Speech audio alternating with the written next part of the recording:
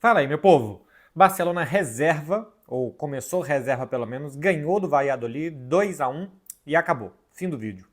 Basicamente o que o Barcelona queria fazer é, se pudesse, antes de descer do ônibus em Valladolid, ganhar e voltar para casa, era o que o time queria. Era o jogo talvez que o Barcelona menos quisesse jogar e correr qualquer risco e mostrar qualquer coisa que não fosse a vitória durante toda a temporada. Porque o Barcelona está pensando na Inter de Milão, porque a próxima rodada é o Clássico com o Real Madrid, e ao final da temporada um adversário já rebaixado, um jogo num horário muito ruim para o Barcelona. Esse jogo era às 6 horas da tarde aqui do horário da Espanha. Mudaram para as 9 da noite. Isso faz com que o jogo termine às 11, que o Barcelona vai sair de Valladolid quase meia-noite. Os jogadores vão ter uma má noite de sono e de recuperação também. Isso é muito importante. O Hans Flick, inclusive, reclamou muito da mudança de horário desse jogo. Não tinha porquê esse jogo não ser às 6 da tarde, esse jogo não ser num horário melhor para o Barcelona, porque no final das contas é bom para a La Liga que um time espanhol dispute bem a Champions, e disputar bem a Champions passa por descansar bem essa noite. Enfim, o Barcelona queria burocraticamente acabar com o problema que era, resolveu logo o problema Valladolid e pensar no que vem pela frente. Uma semana com Inter de Milão e com Real Madrid. Hans Flick não quis correr risco de descansar os jogadores, de cansar os jogadores, melhor dizendo, de lesionar alguém.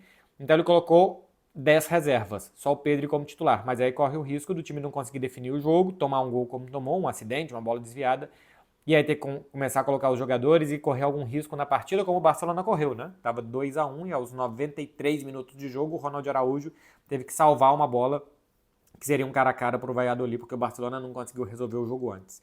Se são 10 reservas pensando em Milão e só o Pedri como titular, dá para imaginar que o Gerard Martin não vai jogar, porque ele jogou, né? Então, se quem jogou hoje é um sinal de que não vai ser titular em Milão, imagino que o Baldé, que ainda não está treinando com o grupo, vai ter condições de retornar, vamos ver se não, ou se, ou se é assim, o Inigo Martínez passa a ser o lateral de um lado, o Eric Garcia do outro, porque o Condé está fora, aí o Paulo Barsi na zaga, do lado do Ronald Araújo, esse que jogou. Pedro saiu no intervalo, entrou no lugar dele o De Jong, poupou 45 minutos de cada um dos meio-campistas, até porque não tinha outro para colocar por ali.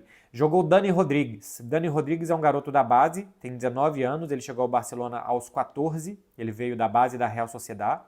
É um jogador que promete muito, não é um Lamine Yamal, não é um novo jogador zaço, pelo menos a tendência não é essa, tem 19 anos e ainda está no time B, tem 3 gols só nessa temporada, um jogador que se lesiona bastante, mas passou boa parte da temporada treinando com o time de cima. A tendência, inclusive, é que ele seja observado para ficar no time de cima da temporada que vem, ser um cara que possa ajudar a revezar de vez em quando com Lamine Yamal, com Rafinha, e jogar alguns minutos na próxima temporada. Ele estava insinuante, né, nos 35 minutos que ele ficou em campo, mas não tinha, de fato, conseguido produzir alguma coisa de muita vantagem em cima dos adversários. Uma pena que ele tenha se machucado e que tenha deixado o jogo como deixou, né, com aparentemente uma luxação no ombro, logo na sua estreia. Nenhum dos reservas que jogou, eu acho que mostrou que deu um passo à frente para ser titular contra a Inter de Milão na terça-feira. Talvez o Firmin fez o gol, foi bem, e o Dani Olmo tem sido muito discreto nos últimos jogos. Foi bem contra o Mallorca, fez aquele gol, tinha ido bem contra o Celta de Vigo também, mas depois contra Real Madrid, Inter de Milão. E nesse jogo que o Barcelona jogou meio assim, é muito discreto o Dani Olmo. O Barcelona precisa demais dele, tá? O Barcelona precisa do Dani Olmo, que acha espaços curtos, que consegue conectar passes e tabelinhas muito rápidas, girar e finalizar com qualidade. Dani Olmo, que a gente não viu contra a Inter e contra o Real Madrid na final da Copa do Rei, agora tem de novo o Inter e Real Madrid, e o Barça vai precisar dele. Eu prefiro o Firmino entrando no segundo tempo do que começando o jogo, não tomando como base esse jogo contra o Valladolid, mas no geral, acho que o Firmino vai bem entrando no segundo tempo. Rafinha fez um gol, atualizando os números do Rafinha, 31 gols, 24 assistências, 55 participações em gols. O Rafinha dá mais um passo à frente para ser o brasileiro com maior número de participações em gols em uma única temporada na história do Barça. Nem Neymar, nem Rivaldo, nem Ronaldinho, nem Romário, nem Ronaldo, ninguém conseguiu participar de 55 gols em uma única temporada, como o Rafinha conseguiu.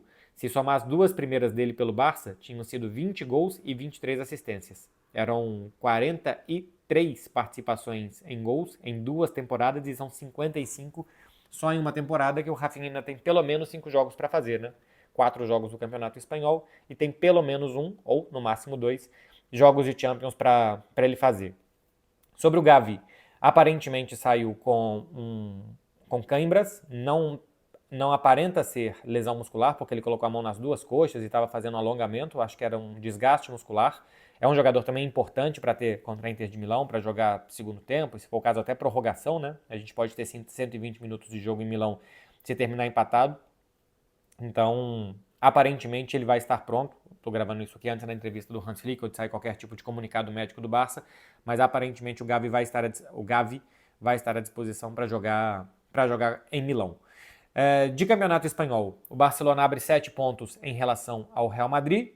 O Real Madrid ainda joga amanhã contra o Celta de Vigo. Caso o Real Madrid tropece, empate ou derrota, o Barcelona pode ser campeão no Clássico. Se o Real Madrid chegar ao Clássico 6 pontos atrás do Barcelona e o Barcelona ganhar do Real Madrid, o Barça vai abrir 9, vão faltar 9 pontos em disputa. O primeiro critério de desempate é o confronto direto, o Barcelona vai levar vantagem e ele pode ser campeão no domingo que vem, em cima do Real Madrid, em casa. Claro que é o mundo ideal para a torcida do Barcelona, é que isso aconteça. Para isso o Real Madrid precisa tropeçar contra o Celta em casa e depois o Barcelona tem que ganhar do Real Madrid. Sobre o jogo em si, eu acho que não tem muita coisa o que dizer. Para mim é um jogo com pouca história, com pouca base de análise.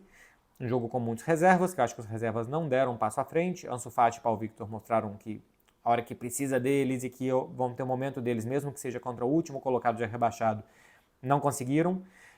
Os titulares que entraram, acho que também não entraram a todo vapor. Entraram administrando um pouco também as suas condições físicas. É muito desgastante para todo mundo. O Barcelona praticamente não teve jogadores lesionados durante toda a temporada. Aí a gente vê a lesão de Baldé, Lewandowski e Koundé recentemente. Então é claro que o Barcelona está dando mostras, como todos os outros times, que está muito cansado e desgastado fisicamente para esse final de temporada. Então não tem muita análise sobre como que jogou, o que pode servir, o que não pode. Era muito importante fazer isso. Vencer, voltar para casa, descansar para o jogo contra a Inter de Milão. Vem uma semana muito forte pela frente, era um trâmite ganhar do Valladolid, tinha que ganhar, ganhou, e ainda infla um pouquinho mais aí os números do Rafinha com esse gol que ele conseguiu marcar. Vale falar ainda os protestos que a torcida do Valladolid fez contra o Ronaldo e a sua administração, né? Minuto 12 de jogo, jogaram notas de dinheiro em campo. O Ronaldo investe muito pouco no Valladolid, não é um dono que coloca dinheiro, que nessa temporada, por exemplo, nem esteve muito presente em Valladolid para acompanhar o seu clube, e a torcida não gosta do Ronaldo, acho que inicialmente sim, mas isso foi se perdendo com o tempo.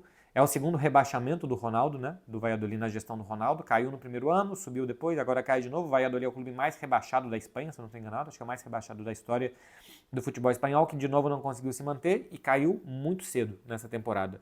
Os investimentos realmente foram muito poucos que o Ronaldo e que a sua administração fizeram, e a torcida está querendo a saída dele do clube. Que ele venda o Valladolid, que ele deixe o clube para outro, que possa investir mais e trazer mais resultados esportivos para o Valladolid, porque de fato não conseguiu. A gestão do Ronaldo não conseguiu trazer os resultados esportivos. Fora de campo é um clube mais saneado, tem um novo CT. Fora de campo o Ronaldo acho que deu uma ajeitada boa no Valladolid, mas é claro que a torcida o que quer ver é o seu time bem.